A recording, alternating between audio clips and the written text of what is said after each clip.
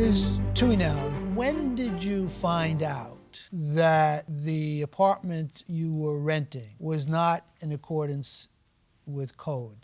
Pretty shortly after I moved in, she casually told me about it in conversation, and again, I was... Well, how did it come up in conversation? On the wall, there was you could tell there used to be a door there, so I asked what happened to the entrance, and she explained to me that a couple years ago, I believe, a neighbor worked for the city and noticed it, and they investigated and found out that the unit wasn't supposed to be rented out, so she removed it. So the unit that you rented from the plaintiff is essentially an extension of a home that the plaintiff owns and built out so that another person could live there with some privacy. Yes.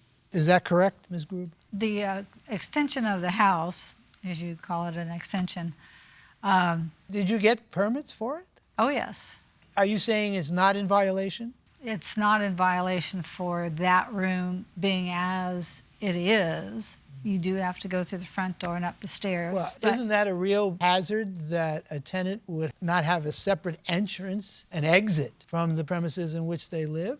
They have to go through your front door to go into their apartment. Well, I agree with you on that. And when you first moved in, you came with a boyfriend? Yes. Was he on the lease with you? Yes, at that time.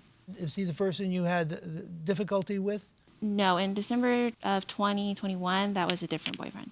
And he was charged and arrested and released on probation. And what was the basis of the charge? Felony domestic violence? And was that against you? Yes, and my son. And during the commission of the violence, was any of the unit damaged? He pushed me into a sliding glass door that ended up breaking. Was it replaced? No. Was it fixed? No. And you notified the plaintiff of that? Yes. And did you fix that door? Yes. Are you charging her for that door in terms of the damages that you claim she caused when she left the premises? Of course. And is this document that you gave us an itemized list of over $7,000 worth of damage that you claim the defendant is responsible for? Yes. And did the defendant give you $2,000 as a security deposit? Well, more or less. Did you apply that $2,000 to the damages you claim that she's responsible for? I don't know. I'd have to look at it. Well, you gave it to us, so I assume Right. you have it.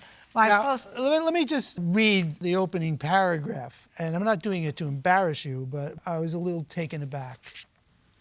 It says, I know this is a lot of money for Malia, but I think garnishing her wages so she puts her living expenses before her nails and hair would be a lesson learned. Living in a nice, safe environment and not taking care of it and abusing it is just not right.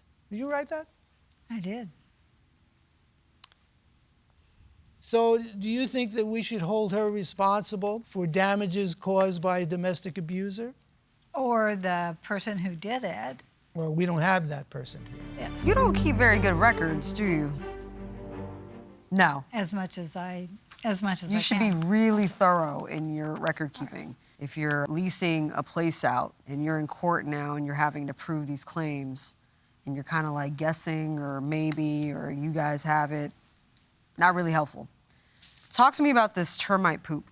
The defendant asked you about it, and this is in Defendant's Exhibit D. She's texting you and she says, "Hi, Nancy. Sorry to text so late, but just swept up termite poop in Alani's room." I'm assuming Alani's your son, correct? Yes. Your response, "Probably the rains. I will see about getting orange oil and painting it on." A lot of these sort of dysfunctional things like the garbage disposal and the faucets, you kind of just take the job on yourself. You don't really hire out. Why? Well, we do hire plumbers out. You pay for it or she pays for it? We do pay for it.